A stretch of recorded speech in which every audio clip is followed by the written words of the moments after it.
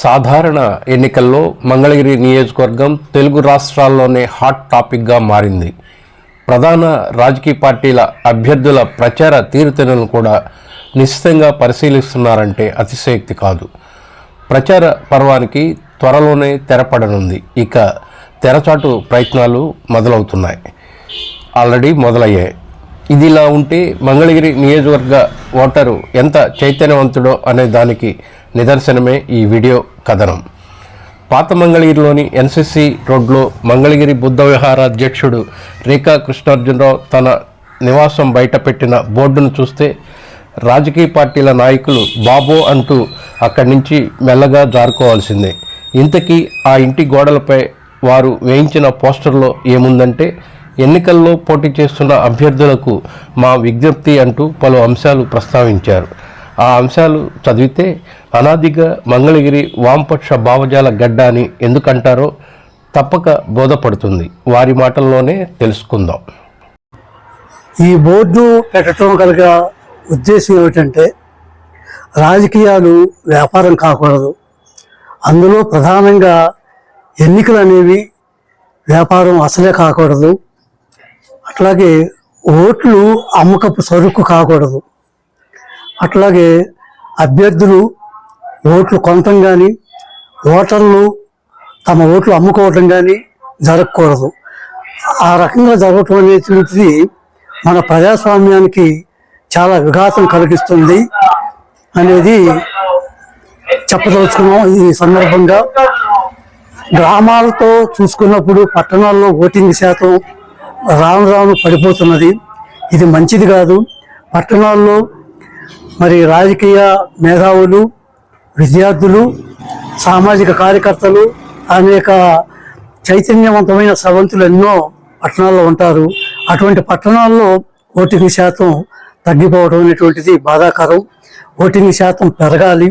టోటల్గా మన ఓటింగ్ శాతం 90% చేరుకోవాలనేటువంటిది మా ఆకాంక్ష. ఆ రకంగా మన ఓటు మన హక్కు, మన ఓటు మన బాధ్యత అనేటువంటి స్లోగన్తో కూడా అందరికీ తెలియజేయదలుచుకున్నాము. అట్లాగే మనం ఓటు వేసేటప్పుడు కులం, మతం, ప్రాంతం, లింగ భేదాలు లేకుండా వ్యక్తుల యొక్క మంచితనమే ప్రాతిపదికగా చూసి మనం ఓటు వేసుకోవాలి. స్వేచ్ఛా వాతావరణంలో ఓటు వేసుకోవాలి. ఎలాంటి భయాలకు, ప్రలోభాలకు లొంగకుండా స్వేచ్ఛా వాతావరణంలో మంచి అభ్యర్థుల్ని ఎన్నుకోవాలనేటువంటిది మా ఉద్దేశం. ఈనాడు రాను రాను సామాన్యుడు ఎన్నికల్లో నిలబడలేనటువంటి చాలా బాధాకరమైన పరిస్థితులు దాపురిస్తున్నాయి.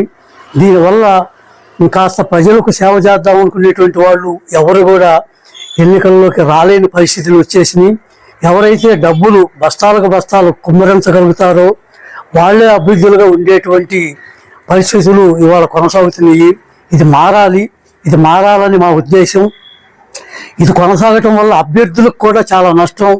ఈ రకంగా ఓటుకి 10 రూపాయల నుంచి 100, 100 రూపాయల నుంచి 1000, 1000 రూపాయల నుంచి ఇవాళ 3000, 4000 పోయింది. ఇది ఎంతటితోటి ఆగదు. ఇప్పటికైనా అభ్యర్థులు మేలుకొని దీనికి ఫుల్ స్టాప్ పెట్టేటువంటి చర్యలు తీసుకోకపోతే, మీరు 5000, 10,000, 25,000 ఇచ్చుకుంటూ పోతే మీరు తర్వాత భవిష్యత్తులో ఏమీ చేయలేరు. మీకు ఇది చాలా ఇబ్బందికరమైన పరిస్థితులు తెచ్చిపెట్టిద్ది. అందుచేత మీరు కూడా ఓట్లకి డబ్బులు ఇచ్చేటువంటి అలవాటు మానుకోవాలి. అదేవిధంగా ఓటర్లు కూడా డబ్బులు తీసుకుని ఓట్లు వేసేటువంటి అలవాటు మానుకోవాలి. డబ్బులు తీసుకుని ఓట్లు వేయటం వల్ల ఏ అభ్యర్థిని కూడా ఓటర్లు తప్పుపడటానికి వీలు లేదు. అందుచేత నిజాయితీగా ఎలాంటి ప్రలోభాలకు లేకుండా మనం నిజాయితీగా ఓటు వేసినప్పుడు ఆ అభ్యర్థిని మన సమస్యల గురించి మనం అడగటానికి, మాట్లాడటానికి, మా నియోజకవర్గపు సమస్యలు పరిష్కరించండి అని అడగటానికి అవకాశం ఉంటుంది. ఆ రకంగా కాకుండా అమ్ముడు పోయినప్పుడు తమ ఓట్లని ఆ అభ్యర్థులను అడిగేటువంటి పరిస్థితి ఉండదు. అందుచేత ఇటు అభ్యర్థులు ఆలోచించాలి, ఓటర్లు కూడా చైతన్యవంతులు కావాలని చెప్పని మేము కోరుకుంటున్నాము. ఓటింగ్ శాతం పెరగాలి. మన ఓటు మన హక్కు, మన ఓటు మన బాధ్యత. ఓటింగ్ శాతాన్ని పెంచుదాం. ప్రలోభాలకు లొంగకుండా మంచి అభ్యర్థులను ఎన్నుకుందాం.